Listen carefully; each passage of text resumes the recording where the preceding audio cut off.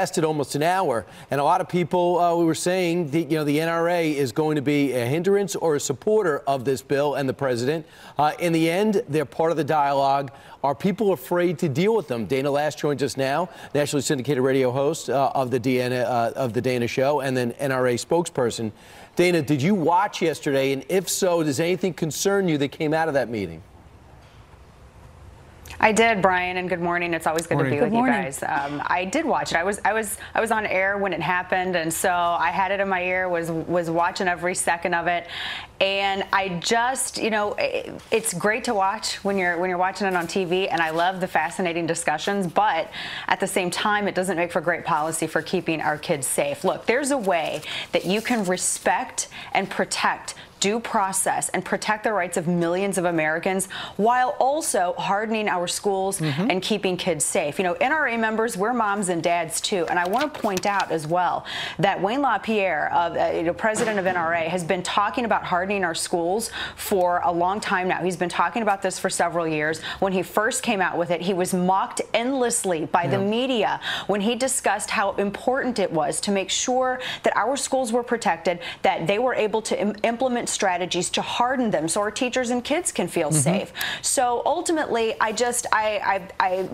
watched everything that happened during this discussion, and it's not going to make for policy for keeping kids safe. There's a number of things that we can do. That's why the NRA has been pushing towards actionable solutions. That's why we have NRA School Shield, and that's why we've put our resources up for full disposal of any schools that want to implement them. Dana, I think we're all on board with you that the schools should be hardened, and the president has been talking about, maybe we do across the board what they do in a number of states, and that is arm some of the teachers. That's still up for discussion. But wouldn't you say, additionally, that, for instance, the ManchinToomey bill, which they tried to pass, they came up with after Sandy Hook, that expands background checks, is a step in the right direction because there are some unstable people who simply should not have guns. And I listened to that discussion of ManchinToomey yesterday, and Toomey himself even said that this bill would have not done anything to have prevented this atrocity. It simply wouldn't have. And when you talk about the background check system and you talk about keeping firearms out of the hands of those who are mentally unstable and therefore dangerous to themselves or others, this is something that we're all in agreement on, which is why it is inconceivable to millions of American families why they're the ones being punished for the failures of government. I mean, we all have to realize that firearm did not walk itself into the school. It was allowed to after 45 missed calls. Well, this murderer himself called the sheriff's department, 2 missed FBI tips, and under Florida law, they could have charged him with a felony and brought him in because he let me ask you just to follow up on what you're saying. Are you saying the NRA is for expanded background checks? Because that's kind of what it sounded like.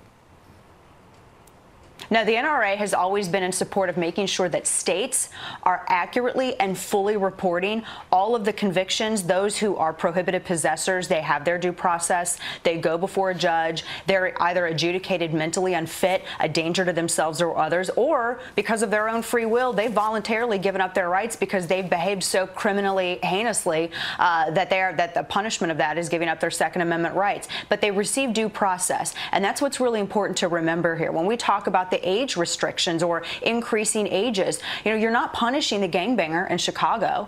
You're not punishing those individuals that are, adjudicated unfit and are dangerous to themselves, and the states aren't submitting those records to NCIC. You're punishing people like I was when I was 20 years old, living on my own. You're punishing the 19-year-old deer hunter who just is looking forward to deer season. Those are the people that you're punishing here. So it absolutely is possible to respect due process and make sure that our #1 priority, our kids, are protected. Yeah, I heard this morning, I heard Judge Napolitano say that the Second Amendment was written not so that dads could take their sons to go out and hunt. It's more so dads can protect their families or moms can protect their families. I want to read a tweet that the president wrote. He says, many ideas, some good, some not so good, emerged from our bipartisan meeting on school safety yesterday at the White House. Background checks, a big part of the conversation. Gun-free zones are proven targets of killers. After many years, a bill should emerge, respect Second Amendment. So in your opinion, what are the good and what are the bad ideas, Dana? Well, I like what one of the things that the president was saying when he brings up hardening schools, and I think that he has been maligned and misrepresented in the media in this fashion when he says that we need to make sure that teachers can be armed, because the way that I've seen it represented by other disingenuous networks is that the president is saying, well, we have to mandatory arm all teachers. Well, that's not what he's calling for. He's calling for teachers who feel comfortable, who are volunteering to be armed. Have those individuals go through training. If they feel comfortable to do that on school grounds, then let's explore that option.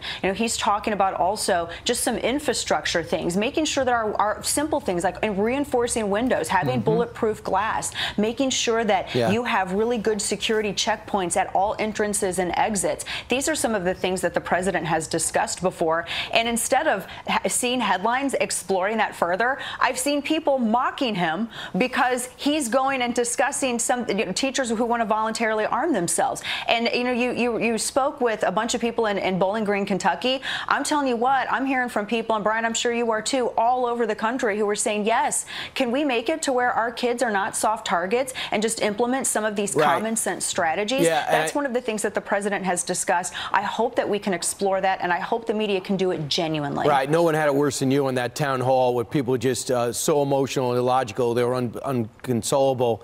But here's the one thing I want to bring you to. We have a few 911 calls where people called up and said, I called about Nicholas Cruz and they told me they can't do anything, and because he hasn't broken any laws yet, and it's he said, she said.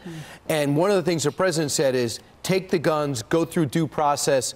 Second, if someone is indeed dangerous as looked at by a law enforcement official. What's your reaction to that? Well, one of the things that NRA leadership stressed to the president on Sunday is that due process must be respected. You have to harden schools, protect kids, but due process must be respected. Now, where it concerns this particular murderer and the dereliction of duty from the Broward sheriff, I made mention of this at the town hall, and yesterday the Miami Herald, actually 2 days ago, Miami Herald came out with an article discussing this issue with Florida prosecutors. Under Florida law, there's a statute wherein if you are sending either a letter or any kind of electronic communication threatening to injure or commit bodily harm to someone else, that's a felony, and on that you can actually be charged. And all of these prosecutors in this Miami Herald piece agreed. When I asked the sheriff about this during the town hall, he deflected and then shifted and tried to go around and blame the NRA and millions of innocent law-abiding Americans who had nothing to do with his abdication of duty. So there were grounds, because he was threatening to shoot people in messages. He was threatening to kill them. One of them said, quote, I'm going to make you bleed, or I'll watch you bleed. And when you put things up on social media talking about how you're going to be a school shooter using your actual name, you have all of this, you have a number of assaults on your record, there's a lot there. So prosecutors were discussing how this sheriff actually had that authority. That's what we have to follow up on. The laws, you have to, it's not a failure of the law, it's a failure of enforcement with this particular respect. And by the way, God bless Cocoa Beach Police and Coral Springs Police, because they heard the sound of gunfire, they ran toward it. The Broward sheriff went towards the camera lights. Yeah, the Broward sheriff.